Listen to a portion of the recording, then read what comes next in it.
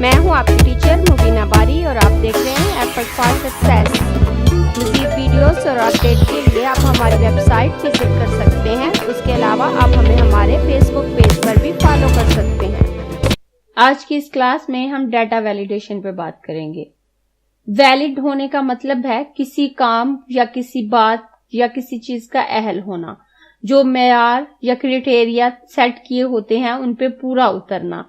उसी तरह से हम डाटा वैलिडेशन में कुछ क्राइटेरिया सेट करते हैं और जो डाटा हमारा उस क्राइटेरिया पे पूरा उतरता है वो ही राइट होता है, और अदरवाइज हमें एरर मैसेज आ जाता है या किसी दूसरी तरह से वन कर दिया जाता है। अब सबसे पहले मैं इस नेम ऑप्शन पे आती हूँ। अब मैं इस नेम ऑप्शन के नीचे वाले ऑप्शन को सिलेक्ट करती हूँ और सिलेक्ट करने के बाद आप देखें यहाँ मेरे पास छोटा सा ट्रायंगल आ गया। अब अगर मैं इस ट्रायंगल पे क्लिक करूं तो नीचे मेरे पास नेम्स की लिस्ट आ रही है। इसमें से मैं कोई नाम भी यहाँ एंटर कर सकती हूँ। मैं जिस नाम को सिलेक्ट करूंगी वही यहाँ पे एंटर हो जाएगा। उसके बाद मैं नीचे वाले सेल पे आती हूँ और दोबारा इस ट्रायंगल पे क्लिक करूं तो अब मैं किसी दूसरे नाम को सिलेक्ट करूंगी तो वो यहाँ एंटर हो जाएगा। यानी कि मुझे लिखना नहीं पड़ा, मैं जस्ट सिलेक्ट करके यहाँ पे नेम इंटर कर सकती हूँ। उसके बाद मैं अगर अपने नेक्स्ट बॉक्स पे आऊं तो यहाँ पे एज है। अब अगर यहाँ पे मैं 10 लिखती हूँ, अब मैं 10 लिख के बाहर क्लिक करती हूँ तो मेरे पास इस तरह का डायलॉग बॉक्स आता है। The value you enter is not valid, a user has restricted value that can be enter into this cell. कि यूजर रिस्ट्रिक्ट है कि वो इस बॉक्स में ट्रू वैल्यू ही इंटर करे। अब अगर मैं रीट्राई पे क्लिक करूं तो मैं दोबारा ट्राई कर सकती हूँ, या कैंसिल पे क्लिक करूं तो मैं अगर कैंसिल पे क्लिक करती हूँ तो आप देखें यहाँ कुछ नहीं लिखा गया। मैं दोबारा यहाँ 15 लिखती हूँ और नीचे वाले सेल पे क्लिक करूं तो मेरे पास वही मैसेज आ रहा है। अगर मैं हेल्प पे क्लिक करूं तो मेरे पास माइक्रोसॉफ्ट एक्सेल की हेल्प आ जाती है, और अगर मैं कैंसिल करूं तो यहाँ कोई वैल्यू नहीं लिखी जाएगी। उसके बाद मैं यहाँ नेक्स्ट सैलरी वाले ऑप्शन पे आती हूँ। जैसे ही मैंने इसको सिलेक्ट किया तो मुझे नीचे रिमाइंडर आ रहा है, मेरे पास एक मैसेज आ रहा है, remember value must be greater than 1000। कि आप जो वैल्यू यहाँ एंटर करेंगे वो लाजमी 1000 से ग्रेटर होनी चाहिए। यानी कि मेरे रॉन्ग वैल्यू इंटर करने से पहले ही उसने मुझे वार्न कर दिया। उसके बाद मैं नेक्स्ट ऑप्शन पे आती हूँ और यहाँ पे 1 लिखती हूँ, और जैसे ही मैं नीचे क्लिक करूं तो अब मेरे पास इस तरह का मैसेज इंटर करेक्ट वैल्यू, कि आप सही वैल्यू करेक्ट करें। अगर मैं रीट्राई पे क्लिक करके इस वैल्यू को करेक्ट कर सकती हूँ या कैंसिल कर सकती हूँ। अगर मैं रीट्राई पे क्लिक करके यहाँ पे 3 लिखती हूँ और उसके बाद मैं नेक्स्ट पे आती हूँ तो उसने इस वैल्यू को एक्सेप्ट कर लिया। उसके बाद अगर मैं यहाँ पे आती हूँ और यहाँ पे 20 लिख के नीचे आती हूँ तो इसने इस वैल्यू को एक्सेप्ट कर लिया। ऐसा क्यों हो रहा है? क्योंकि इन बॉक्सेस पे मैंने डाटा वैलिडेशन अप्लाई की है। कैसे की है वो आपको मैं यहाँ पे दिखाऊंगी। यहाँ मैंने सेम वही हेडिंग्स रखी हैं जो यहाँ पे हैं। सबसे पहले हम नेम पे आते हैं कि मैंने ये ड्रॉप डाउन लिस्ट कैसे बनाई है। मैं नेम के नीचे वाले बॉक्स को सिलेक्ट करती हूँ। मैं नेम के नीचे जितने बॉक्सेस पे लिस्ट लगाना चाहती हूँ उतने बॉक्सेस को मैं सिलेक्ट करूंगी। सिलेक्ट करने के बाद मैं यहाँ पे डाटा वैलिडेशन पे क्लिक करूंगी और यहाँ पे मेरे पास काफी लंबी लिस्ट है जिसमें एनी वैल्यू है, ऑल नंबर है, decimal, list, date, time, text length और कस्टम है। एनी वैल्यू में मैं कुछ भी लिख सकती हूँ, उसमें मेरी न्यूमेरिकल वैल्यू या अल्फाबेटिकल वैल्यू हो सकती हैं। होल नंबर में मैं जस्ट नंबर लिख सकती हूँ लेकिन डेसिमल नहीं होने चाहिए। अगर मैं डेसिमल नंबर लिखने की कोशिश करूंगी तो वो नहीं लिखेगा। उसके बाद नीचे डेसिमल है। अगर मैं डेसिमल नंबर लेती हूँ, डेसिमल नंबर्स वो होते हैं जो इशारिया के बाद हमारे पास आते हैं, वो चाहे 0 हो या कोई और वैल्यू। और अगर मैं यहाँ से डेसिमल सिलेक्ट करती हूँ तो मैं ऑल नंबर और डेसिमल दोनों जो है वो इंटर कर सकती हूँ। और अगर मैंने लिस्ट बनानी है, जैसे कि मेरे इस नेम वाले बॉक्स में ड्रॉप डाउन लिस्ट है, तो मैं लिस्ट ऑप्शन को सिलेक्ट करूंगी। जैसे ही मैं लिस्ट ऑप्शन को सिलेक्ट करूंगी तो ये सोर्स वाली वैल्यू में मैं इस छोटे से रेड एरो पे क्लिक करूंगी और उसके बाद उसे वो सोर्स दूंगी, वो डाटा सोर्स दूंगी जिसकी मैंने लिस्ट बनानी है। तो वो सोर्स मेरा यहाँ पे मौजूद है। मैं यहाँ से इन नेम के सिलेक्ट करूंगी, इन नेम की लिस्ट इस जगह पे बन जाएगी। ये नेम में जितने मर्जी ज्यादा हों या थोड़े हों या किसी और शीट पे मौजूद हों, मैं इस लिस्ट में ऐड कर सकती हूँ। मैं दोबारा इस एरो पे क्लिक करूंगी और क्लिक करने के बाद ओके करूंगी तो मेरी ड्रॉप डाउन लिस्ट ये बन चुकी है। अब मैं बाहर क्लिक करके दोबारा जैसे ही यहाँ में से किसी बॉक्स को भी सिलेक्ट करती हूँ तो ये एरो आ जाता है और मैं जैसे ही इस ट्रायंगल पे क्लिक करती हूँ तो मैं यहाँ से कोई सा भी नाम इंटर कर सकती हूँ। उसके बाद मैं नेक्स्ट अपने एज वाले सेल पे आती हूँ। तो यहाँ से मैंने जितने एरिया में डाटा वैलिडेशन लगानी है मैं उसको सिलेक्ट करूंगी। सिलेक्ट करने के बाद मैं डाटा वैलिडेशन में आऊंगी और यहाँ मेरे पास एनी वैल्यू की बजाय मैं ऑल नंबर या डेसिमल सिलेक्ट करूंगी। मैं यहाँ से ऑल नंबर सिलेक्ट करती हूँ तो उसके बाद नीचे मेरे पास एक और ड्रॉप डाउन मेन्यू आ जाता है और अगर मैं इस पे क्लिक करूं तो आप देखें यहाँ जो मेरे पास ऑप्शन है वो है बिटवीन। अगर मैं दो नंबर्स के दरमियान की फिगर्स लिखना चाहती हूँ, उनको वैलिड रखना चाहती हूँ तो मैं बिटवीन सिलेक्ट करूंगी। नॉट बिटवीन उसको अगर मैं सिलेक्ट करती हूँ तो जो दो वैल्यूज मैं दूंगी उनके दरमियान की वैल्यू इंटर नहीं होंगी। Equal to, not equal to, greater than, less than, greater than or equal, less than or equal, इसमें से मैं अपनी मर्जी से कोई भी वैल्यू सिलेक्ट कर सकती हूँ। अगर मैं बिटवीन सिलेक्ट करूं जैसे कि मैंने ऊपर सिलेक्ट किया हुआ है पहले, तो मैं बिटवीन सिलेक्ट करूंगी और बिटवीन सिलेक्ट करने के बाद अब मेरे पास ये दो बॉक्सेस आ जाते हैं, मैक्सिमम और मिनिमम। अगर मैं अपने मिनिमम वाले बॉक्स में आऊं तो यहाँ मैंने जो एज रिस्ट्रिक्शन लगाई है वो मिनिमम एज 18 साल है और मैक्सिमम एज 35 ईयर्स है। 18 से 35 साल के दरमियान की एज वैल्यू यहाँ पे लिखी जा सकती हैं, अदरवाइज कोई वैल्यू नहीं लिखी जाएगी। अब मैं अगर इसको ओके करती हूँ तो अब ये एज रिस्ट्रिक्शन आ गई। अब अगर मैं इसमें 10 वैल्यू इंटर करती हूँ और जैसे ही नीचे आऊं तो ये मेरे पास माइक्रोसॉफ्ट एक्सेल का एरर मैसेज आ जाता है। ये एरर मैसेज माइक्रोसॉफ्ट एक्सेल की तरफ से आ रहा है और यहाँ माइक्रोसॉफ्ट एक्सेल लिखा हुआ है। और अगर मैं इसे चेंज करना चाहूं और यहाँ अपनी मर्जी का मैसेज देना चाहूं तो मैं दे सकती हूँ। मैं इसको कैंसिल कर देती हूँ। उसके बाद मैं अपने सैलरी वाले बॉक्स में आती हूँ और यहाँ से मुझे जितने बॉक्सेस में डाटा वैलिडेशन लगानी है उनको सिलेक्ट करती हूँ। सिलेक्ट करने के बाद मैं डाटा वैलिडेशन पे आऊंगी। डाटा वैलिडेशन पे आने के बाद मैं यहाँ से होल नंबर सिलेक्ट करूंगी। करने के बाद अब मैं इनपुट मैसेज देना चाहती हूँ। मैसेज में हमें लिखने से पहले ही मैसेज मिल जाता है कि हमने क्या करना है। अब पहले मैं यहाँ से वैल्यू सेट करूंगी। उसके बाद मैं अपने सैलरी वाले ऑप्शन में जितने सेल्स पर डाटा वैलिडेशन लगाना चाहती हूँ उनको सिलेक्ट करूंगी। सिलेक्ट करने के बाद डाटा वैलिडेशन पे क्लिक करूंगी और यहाँ पे होल नंबर सिलेक्ट करूंगी।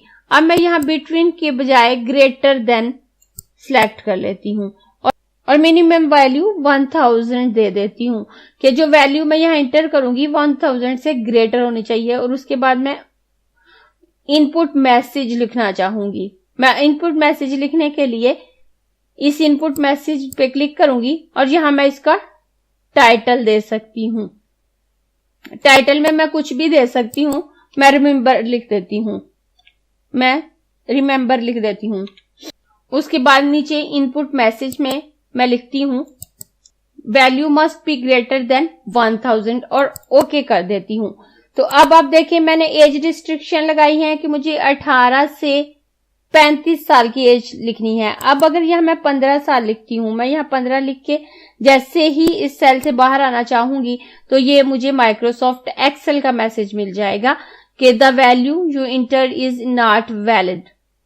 अगर मैं रीट्राई करके करूं तो मेरे माउस का कर्सर इसी में रहेगा और यहाँ मैं अगर मैं करेक्ट वैल्यू इंटर करती हूँ, मैं 18 इंटर करती हूँ और उसके बाद नीचे आती हूँ तो वो उसने इस वैल्यू को एक्सेप्ट कर लिया। उसके बाद मैं अपने सैलरी वाले बॉक्स पे आती हूँ और जैसे ही बॉक्स पे क्लिक करती हूँ तो रॉन्ग वैल्यू इंटर करने से पहले ही उसने मुझे बता दिया कि remember value must be greater than 1000। अगर मैं 1000 से ग्रेटर वैल्यू लिखती हूँ, यहाँ मैं 1100 लिख के नीचे आती हूं तो वो इसे एक्सेप्ट कर लेगा। लेकिन अगर मैं यहाँ 900 लिख के नीचे आती हूं तो वो मुझे वापस माइक्रोसॉफ्ट एक्सेल का एरर मैसेज शो करवा देगा। उसके बाद मैं यहां से कैंसिल कर देती हूं और नेक्स्ट WH वाले कॉलम में आती हूं। WH मतलब वर्किंग आवर। वर्किंग आवर में जो और क्या क्राइटेरिया मैंने दिया था वो 2 से 8 और है।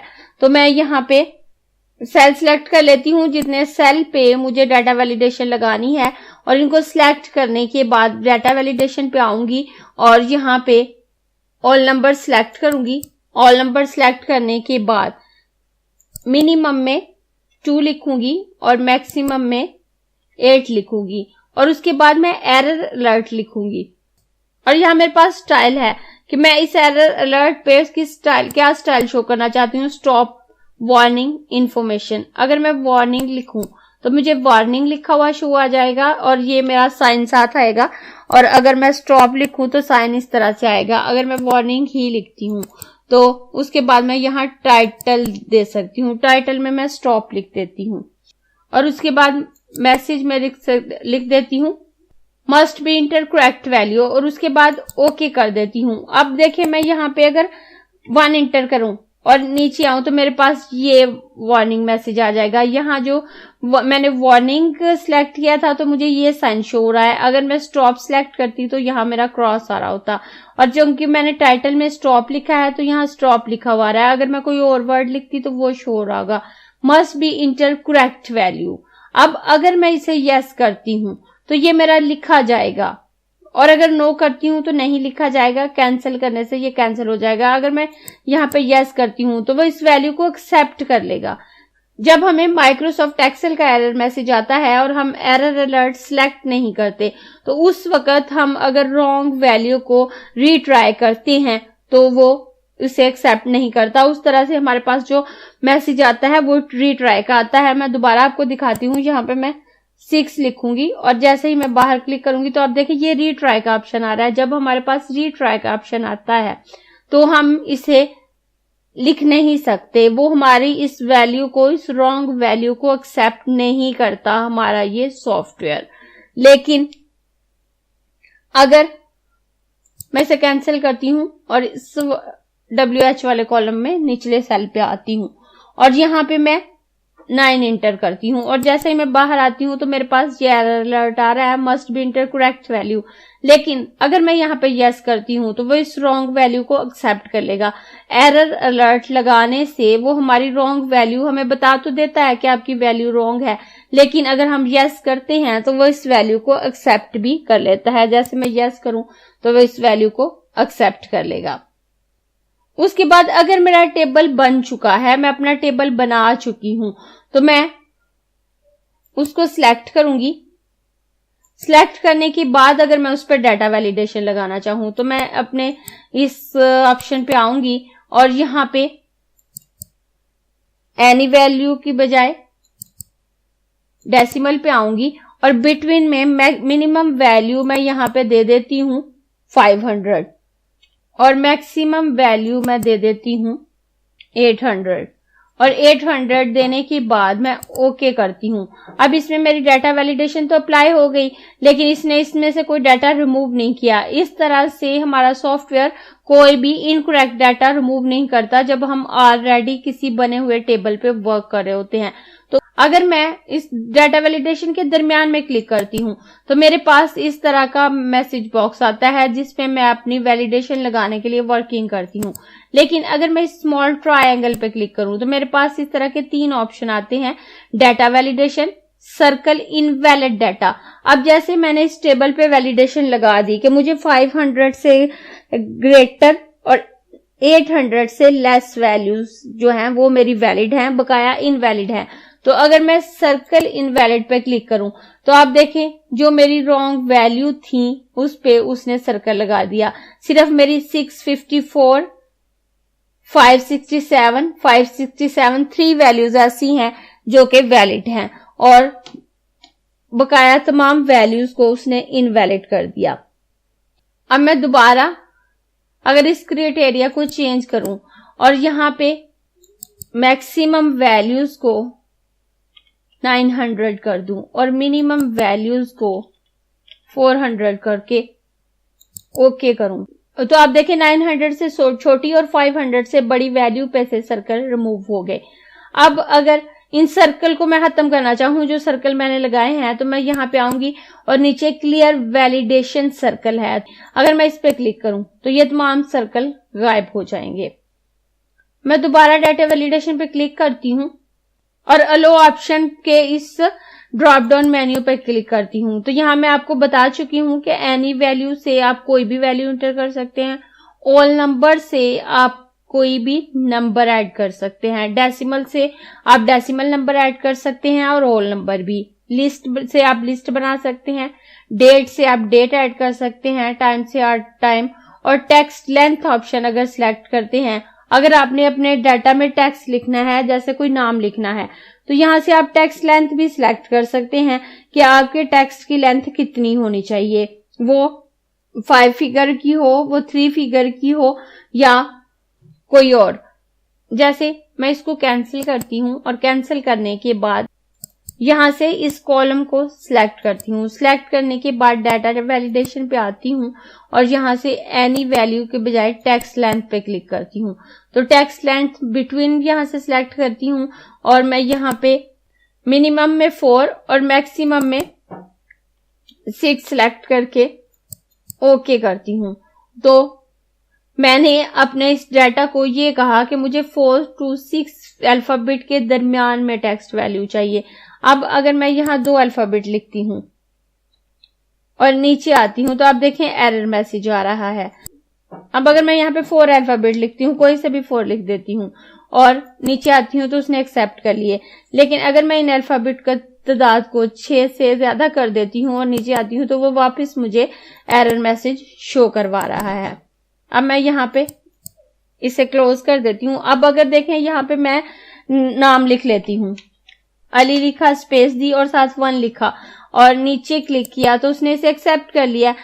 यानी जब हम टेक्स्ट लेंथ सिलेक्ट करते हैं तो वो हमारे नाम के साथ साथ न्यूमेरिकल वैल्यूज को भी एक्सेप्ट कर रहा होता है। जैसे हम कोई नाम लिखते हैं और उसके साथ कोई वैल्यू लिख देते हैं तो वो इसको एक्सेप्ट कर रहा होता है। लेकिन अगर हम चाहते हैं कि जहां हमने नाम लिखना है वहां वो न्यूमेरिकल वैल्यू एक्सेप्ट ना करे, या बाज़ औक़ात जब हम कोई फॉर्म वगैरह फिल करते हैं और उसमें एक बॉक्स जो हमारे पास बना होता है उसमें हम न्यूमेरिकल वैल्यूज में कोई अमाउंट इंटर करते हैं, लेकिन उसके नीचे हमें अपने अल्फाबेटिकल वैल्यू में उसी अमाउंट को इंटर करना होता है और वहां हमें न्यूमेरिकल वैल्यूज इंटर करने की परमिशन नहीं होती। उसके लिए हम इस ऑप्शन में आएंगे और कस्टम ऑप्शन से हेल्प लेंगे। कस्टम वैलिडेशन एक कंप्लीट टॉपिक है जिसे हम अगली क्लास में देखेंगे। अगर आपको ये क्लास पसंद आई है तो लाइक कीजिए, अपने दोस्तों के साथ शेयर भी कीजिए ताकि वो भी सीख सकें। आप अपने क्वेश्चंस और व्यूज नीचे कमेंट बॉक्स में लिख सकते हैं और अगर आपने चैनल सब्सक्राइब नहीं किया तो प्लीज सब्सक्राइब कीजिए ताकि आपको आने वाली वीडियोस का नोटिफिकेशन फौरन से मिल सके।